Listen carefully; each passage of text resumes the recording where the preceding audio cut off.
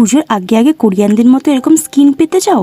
দেখো এদের স্কিনগুলো কি গ্লো করে, তার পিছনে রহস্যটা চলো আজকে তোমাদের সাথে শেয়ার করি। সবার ফার্স্টে নিয়ে নিয়েছিলাম চিয়া সিড। এটা যেরকম ওয়েট লসের জন্য কাজ করে সেরকম কিন্তু ফেসেও কাজ করে। সবার ফার্স্টে আমি দুধ দিয়ে নিয়েছিলাম, এটাকে মিক্স করে প্রায় 1 ঘন্টার মতো আমি রেখে দিয়েছিলাম। দেন এর ভিতরে আমি দিয়ে দিয়েছিলাম আমাদের গাছে অ্যালোভেরা জেল। অ্যালোভেরা জেলটা নিলেই ভালো হয়।